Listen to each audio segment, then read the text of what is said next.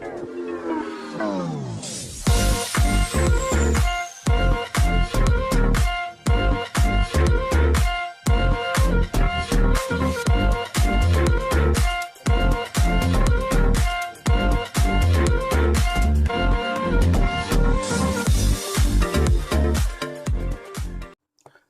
sejahtera Malaysia, selamat datang ke channel Fails Lifestyle. Tuan-tuan dan bapak semua, saudara-saudara yang saya amat hormati sekalian. Banyak saja cakap-cakap ataupun kabar angin berkaitan dengan status Khairy Jamaluddin ataupun KJ, bekas Menteri Kesehatan, di mana beliau hala tuju politiknya pada masa akan datang adalah bersama-sama dengan kepimpinan Perikatan Nasional.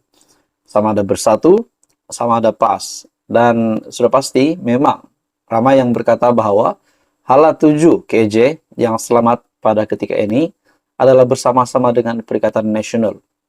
Dan ada juga kabar angin mengatakan bahwa Khairy Jamaluddin akan berjumpa dengan Muhyiddin Yassin. Dan adakah dengan itu KJ akan menyertai Perikatan Nasional? Jadi saudara-saudara, banyak saja kabar angin. Semuanya bermula daripada kabar angin. Namun saudara-saudara, terdapat satu artikel berita yang mengesahkan Khairy Jamaluddin bertemu dan bahkan mengadakan pertemuan bersama dengan Perdana Menteri Malaysia, Datuk Seri Anwar Ibrahim.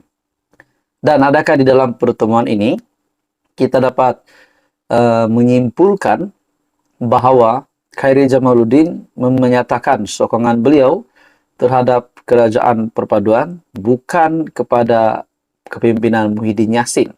Nah, dalam satu artikel dari sinarharian.com, KJ bakal sertai kem Anwar. Itu menjadi persoalan. Bekas Ketua Pemuda UMNO, Khairy Jamaluddin Abu Bakar, dalam perbincangan ekonomi bersama Perdana Menteri Datuk Seri Anwar Ibrahim pada Jumaat sedikit sebanyak dilihat menimbulkan sedikit tanda tanya.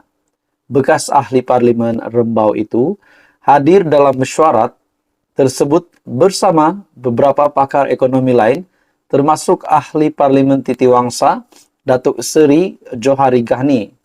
Pertemuan berkenaan adalah bagi membentuk naratif ekonomi madani yang sedang dirangka bagi mencorak hala tuju ekonomi negara dalam tempoh jangka masa sederhana dan panjang. Menurut Anwar, pihaknya kini mempunyai masa yang terhad untuk menyelesaikan masalah atau tantangan yang melanda ekonomi negara dan membawa Malaysia kembali ke landasan yang betul. Jelas beliau, meskipun demikian, kerajaan bertekad dan akan bekerja keras bagi memacu pertumbuhan yang inklusif dan mampan. Apa yang menjadi tanda tanya bagi kini adalah kehadiran Khairy Jamaluddin ketika pertemuan berkenaan menjadi satu isyarat sokongan terhadap kerajaan perpaduan. Nah, itu menjadi persoalannya. Umum juga mengetahui bahwa hubungan KJ dengan UMNO ketika ini amat dingin. Ia dibuktikan dengan satu komentarnya di laman sosial Facebook bahwa parti berkenaan akan dibungkus pada PRN akan datang. Nah, saudara-saudara, adakah di dalam pertemuan ini berkaitan dengan perbincangan ekonomi, KJ hadir bersama-sama dengan PM dan ahli parlimen Titiwangsa yaitu Datuk Seri Johari Ghani. Jadi saudara-saudara, adakah ini satu bentuk sokongan dari KJ terhadap kerajaan perpaduan? Nah, itu menjadi persoalannya.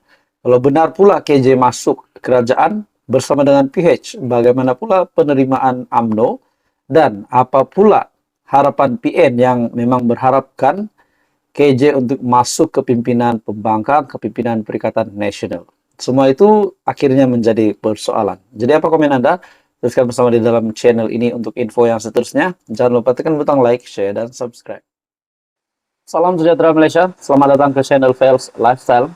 Saudara-saudara, tuan-tuan dan puan-puan, kita digemparkan sebelum ini berkaitan dengan satu topik panas di mana rumah Hamzah Zainuddin sebagai Ketua Pembangkang hari ini dan kepimpinan tertinggi Perikatan Nasional Bersatu, di mana LHDN sah telah serbu rumah Hamzah ataupun kediaman Hamzah Zainuddin.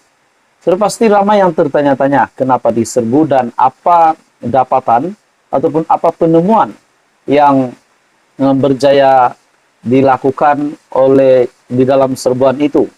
Akhirnya dalam artikel ini dari Malaysia Kini, itu urusan LHDN, saya tak dimaklumkan. Itu adalah kenyataan dari Perdana Menteri Datuk Seri Anwar Ibrahim. Mungkin ada juga yang timbul pertanyaan, adakah serbuan itu atas arahan Perdana Menteri Anwar Ibrahim. Namun pada akhirnya Datuk Seri Anwar Ibrahim membuat kenyataan bahwa itu urusan LHDN, saya tak dimaklumkan. Dalam satu artikel dari Malaysia Kini, isu penggeledahan ke atas rumah Setiausaha Bersatu Hamzah Zainuddin Selasa lalu oleh Lembaga Hasil Dalam Negeri LHDN adalah urusan agensi itu selaku badan penyiasat, kata Anwar Ibrahim. Sambil menjelaskan, dia tidak dimaklumkan. Perdana Menteri berkata, dia menyerahkan urusan itu kepada LHDN dan badan penyiasat untuk melakukan siasatan lanjut. Itu urusan LHDN dan badan penyiasat. Saya tidak dimaklumkan, katanya. Media juga sebelum ini melaporkan LHDN menyerbu kediaman Hamzah pada pagi Selasa yang lalu susulan terdapat beberapa cukai yang tidak dilaporkan.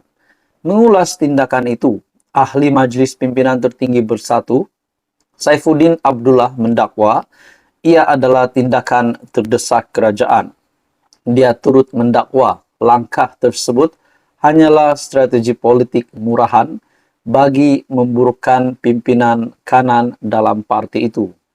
Media juga melaporkan dalam serbuan dan penggeledahan itu, beberapa dokumen turut dirampas. Nah, pada akhirnya itulah penemuan ataupun rampasan yang berlaku di dalam serbuan yang dilakukan terhadap kediaman Hamzah Zainuddin, di mana media melaporkan dalam serbuan dan penggeledahan itu, beberapa dokumen turut dirampas. Seperti yang kita tahu juga, pada Februari yang lepas, Hamzah yang juga adalah ahli parlimen Larut menuduh kerajaan menggunakan SPRM sebagai alat politik selepas agensi itu membekukan akaun Bersatu. Dia juga kemudian menafikan tersebut dengan kes rasuah berjumlah RM15 juta selepas namanya terdapat dalam kes pertuduhan terhadap ahli perniagaan Sim Chuh Tiam. Sim didakwa pada Mei yang lepas atas tuduhan meminta suapan RM15 juta daripada seorang ahli perniagaan Hep Kim Hong pada Jun 2021. Pendakwa raya berkata, uang itu sebagai dorongan untuk Hamzah membantu syarikat Hep Asia Coding Sendirian Berhad mendapatkan projek daripada Kementerian Dalam Negeri. Sim juga didakwa dengan 3 lagi tuduhan menerima RM15 juta untuk mendapatkan projek daripada kementerian yang sama. Bagaimanapun, beliau tidak mengaku tidak bersalah atas 4 tuduhan itu. Jadi, saudara-saudara, adakah dengan ini kita juga tahu bahawa nama Hamzah Zainuddin terlibat dengan rasuah berjumlah RM15 juta, di mana beliau kemudian menafikan tersebut dengan kes rasuah berjumlah 15 juta selepas namanya terdapat dalam kertas pertuduhan terhadap ahli perniagaan. Jadi bagi saya ini pasti satu lagi isu topik panas yang mengejutkan Malaysia, khususnya kepimpinan Bersatu PN. Jadi apa komen Anda? Teruskan bersama di dalam channel ini untuk info yang seterusnya. Jangan lupa tekan butang like, share, dan subscribe.